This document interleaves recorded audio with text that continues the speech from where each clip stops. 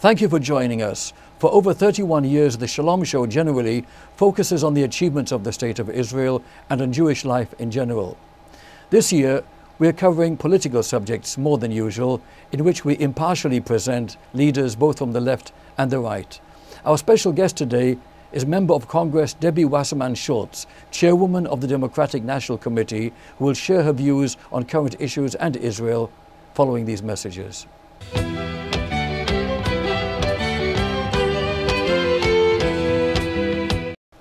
With us now is Congresswoman Debbie Wasserman Schultz. It's a real pleasure to have you on the show again. Good to be with you. You sponsored the Jewish American Heritage Month. Please tell us about it. Well, I had members of the Jewish community leadership in South Florida approach me when I was first elected to Congress to ask me to sponsor a bill in Congress that would create Jewish American Heritage Month, because we'd had a precipitous rise in anti-Semitism and intolerance in this country and around the world. And it was felt that because Jews are, we're less than 2% of the population in America. And so if you think about it, most Americans have either never met a Jewish person or really don't encounter or interact with us very often, so that they don't understand that being Jewish is both a religion and a culture, that we have a rich heritage, and that we have a history, a very long history, more than 350 years of Jewish life in America. And telling the Jewish story of the impact that Jews have had throughout American history to help enhance our nation was incredibly important. And that's the goal of Jewish American Heritage Month. So I secured 250 co-sponsors for the legislation in my first year in Congress. We were able to get it heard on the floor of the House of Representatives. President Bush signed the first proclamation, and subsequently President Obama has signed every proclamation. And so now we're going on the 7th annual Jewish American Heritage Month, which is celebrated in May. And hopefully we can reduce intolerance and anti-Semitism and make sure that we promote understanding about Jews' impact. And that's so important. Tell us more about the activities of this organization. Well, it's not an organization. Jewish American Heritage Month is an annual event throughout the month of May, like Black History Month in February and Hispanic Heritage Month. We have activities designed to promote awareness and educate Americans about the impact that Jews have had on the American way of life, whether it's entertainment or history or politics or science. It's important that people know that Jews have had a surprising amount of impact on the success of America. And there is a Jewish American Heritage Month website that people can find on the internet, and they can learn about all the activities that are going on. And the next annual Jewish American Heritage Month will be in May of 2012. Certainly an important endeavor. I'd like to change topics, if I may, and ask you about a concern so many people have with regard to Iran and its aspirations to obtain nuclear weapons. Yes. What are you doing, if I may ask, with regard to that concern? Well, under President Obama's leadership, he led the United Nations to adopt the most biting sanctions against Iran internationally that we've ever seen.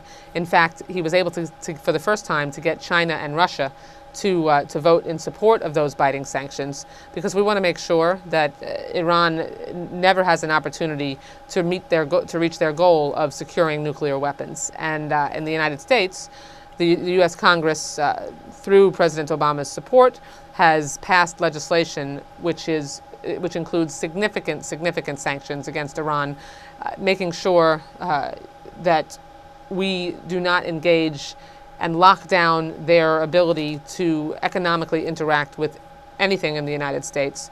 Unfortunately, last week we had Republicans in Congress vote to support a bill that would create the largest ever copper mine in Arizona, Resolution Copper, which has economic ties to an Iranian company and does business with them in Namibia. Now, every Republican voted for the establishment of that copper mine, and Democrats voted against it, because we walk the walk when it comes to making sure that the United States economically strangles Iran and doesn't allow for any intrusion on that. Well, it's certainly a subject of great concern.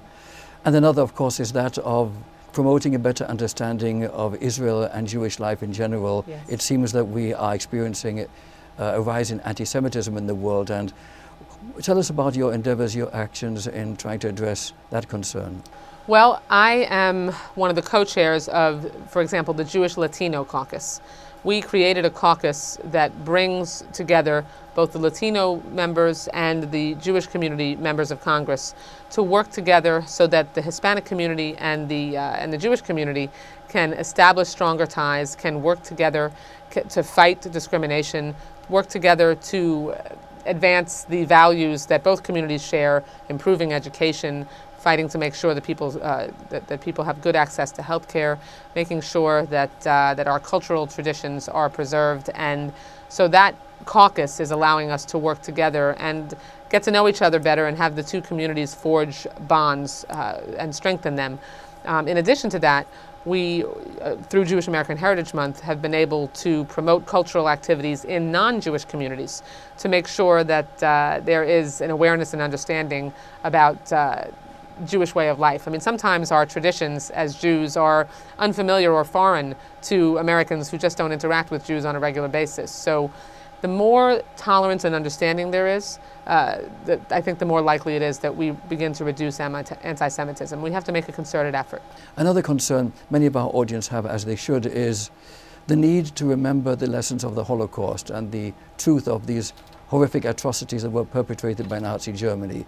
Tell us of your activities with regard to assisting Holocaust survivors. Well, I represent one of the largest survivor populations in the country. There are 127,000 Holocaust survivors living in the United States, and they are at an advanced age now, most of them in their 80s or 90s. The youngest survivors are the child survivors who have now reached their 60s. So we have an aging population, and we know that our children today are really the last people who will personally know and hear the stories firsthand from Holocaust survivors. So preserving their experience and using that experience to steel against the concept of it ever happening again and to support the notion of never again is important. And what I'm doing as a member of Congress is sponsoring legislation so that Holocaust survivors, as they age, as they need more services, are recognized as a unique population in the Older Americans Act. And that, you know, so often when an individual ages, they end up being directed towards a nursing home or some other institution like that. Holocaust survivors have a unique situation where an institutional setting might be specifically inappropriate for them because it could bring back all the horror and the nightmares. So we're trying to make sure through this legislation that the Older Americans Act would provide resources to help Holocaust survivors specifically be able to remain in their homes and age in place. Another cause you're very much involved in is the fight against breast cancer. Tell us about that, please. Well, when I was 41 years old, I heard the words that no woman wants to hear, you know, that I had breast cancer. And you know, it really hit me like an anvil. You know, it's like a weight that just crushes you. I found a lump in my breast while doing a routine self-exam in the shower. And you know, I was familiar enough with my breast health so that I knew that something was wrong and something felt different. And as a result, I got myself to the doctor and was diagnosed with breast cancer. But also, for me as an Ashkenazi Jew, I learned that as an Ashkenazi Jew, I'm 5 times more likely to have the breast cancer gene, BRCA1 or BRCA2. Now, I was involved in breast cancer advocacy for a long time as a legislator and in the Jewish community. So if I didn't know that an Ashkenazi Jew is more at risk for the breast cancer gene, then think how many thousands of women don't know. And men as well, because it's not gender specific.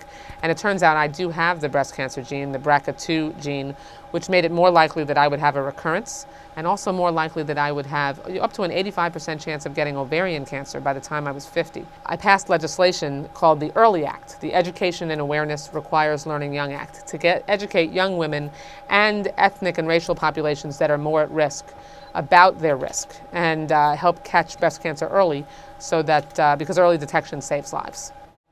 What can I say? This is very commendable and distressing to hear And hats off to you for all that you're doing. Thank you very much. It was distressing for me personally, especially because I was so at risk and just had no idea. I had no family history other than 2 great aunts. And so when I sat down with the nurse educator when I was diagnosed, and they said, you have enough cancer in your family of other kinds that we should just check.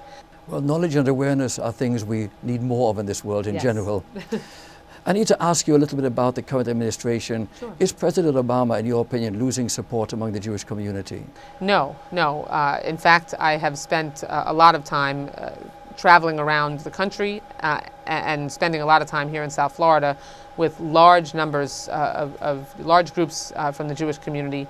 And right now there's unfortunately an insidious effort on the part of Republicans who sadly are putting their party before their support for Israel. And they're distorting President Obama's record on Israel. It's wrong and it's unfair.